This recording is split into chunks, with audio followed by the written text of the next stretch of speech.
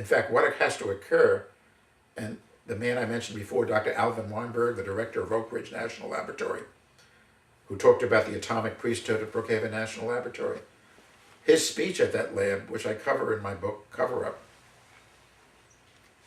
kind of snuck into the lab and sat there with the scientists when he spoke.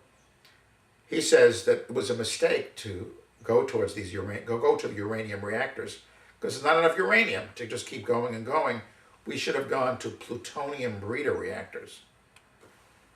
See, that U-238 picks up a neutron and it becomes plutonium-239. They call breeders because you start off with plutonium-239, you put a pillow or a blanket of a lot of U-238 around it, and as the fission continues, the U-238 picks up neutrons, becomes 239, so you breed or add plutonium to, you breed fuel. Mm-hmm. That's what Weinberg and a lot of people in the nuclear industry feel has to be the future of nuclear power. Plutonium reactors, not uranium reactors. Not enough uranium around, high-grade ore. Problem with plutonium reactors, they explode like an atomic bomb. And here there's no denying it. I mean, you go to the literature. They're cooled by liquid sodium, which in fact explodes in contact with air or water. They have, the French built the super breeder reactor, 7 tons of plutonium. All you need for a bomb, the Nagasaki bomb, 15 pounds of plutonium. So you have a reactor with tons of plutonium. Some of it in an accident will just form together, and you'll have a critical mass enough for a nuclear explosion. So in fact, the next generation of nuclear plants will have to be plutonium breeders, or plutonium plants in some way or another.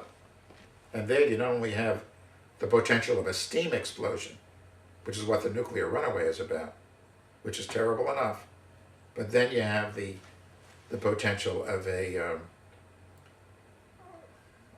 atomic explosion. And I mean, this is no way to run hair dryers. This is no way to get our electricity. We must put a stop to this kind of death-dealing technology. You mentioned Dr. Edward Teller, the father of the hydrogen bomb, and he had misgivings, as did I would imagine many others who had worked in the industry. He didn't have misgivings about nuclear power. Oh no. It was Hyman Rickover who, in the end, had misgivings. He's the father of the nuclear navy. This is the other nuclear father. Mm-hmm. No, Teller said, in fact, he said 3 Mile Island. He was the only person almost killed by 3 Mile Island because he had a heart attack afterwards because of, I don't know, the coverage of 3 Mile Island, whatever he said. No, Teller was a nuclear stalwart, a nuclear zealot to the very end. But he did warn about the dangers of the nuclear runaway, and he insisted way back that nuclear plants be built underground. But that would be too economically, it was totally impractical in terms of the finances. So they were built above ground with containments, but the fact the containments are incapable of dealing with anything beyond 60 pounds per square inch pressure, which is, I mean, it's less pressure than you put in a 10-speeder bicycle tire.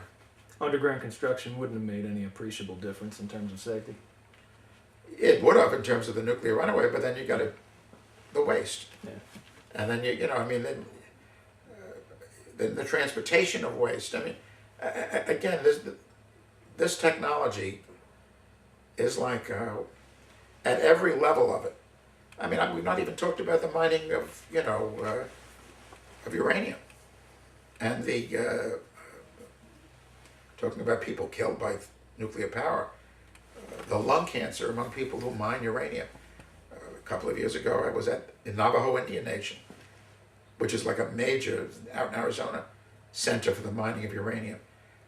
Lung cancer has been absolutely epidemic because of their inhaling, the uranium dust while mining. And they feel they're a sovereign nation, and they've now stopped any future uranium mining on the Navajo Indian Nation.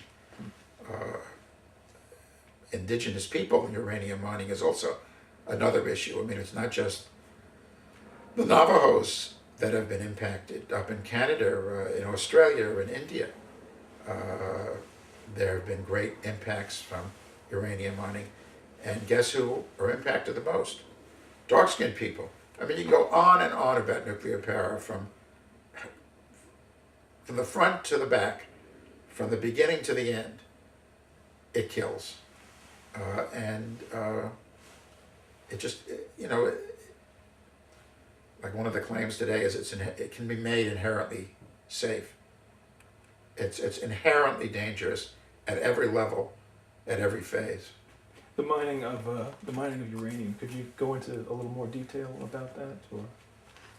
Well, the mining of uranium is a terribly dangerous technology. I mean, it's sort of like coal mining, except that in the process of gouging out the uranium from the earth, the miners inhale, masks don't sufficiently help, uranium dust, and that uranium dust has caused lung cancer to be epidemic among the miners. Respirators and such, they help. It's minimal. Minimal. Well, it could be moderate even, but radiation and radioactive material doesn't work with life.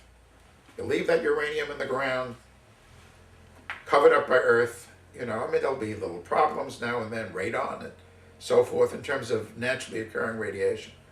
But you dig it up, you enrich it, you fission it. It's just what Hyman Rickover said in 1982.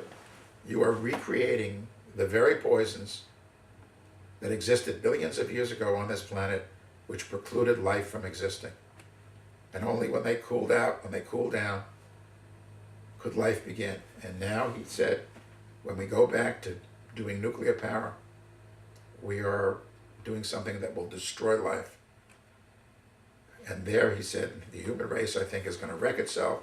And he is Hyman Rickover, the father of the nuclear navy, the man in charge of construction of the first nuclear plant in the U.S. at Shippingport, saying that we must outlaw nuclear reactors. And that indeed is what we must do. What about nuclear use in the medical industry by doctors and such? Is there an argument to be made for its use there? If not for nuclear energy, then can we find its use elsewhere? A slight argument. Okay. A slight argument, because it's been so overused, and substitutes are being found every day for nuclear. I mean, for years, nuclear was, an MRI, for example, is magnets, not nuclear. Does a much better job than X-rays. Does a much, it's a safer way to do what nuclear doesn't do even as well.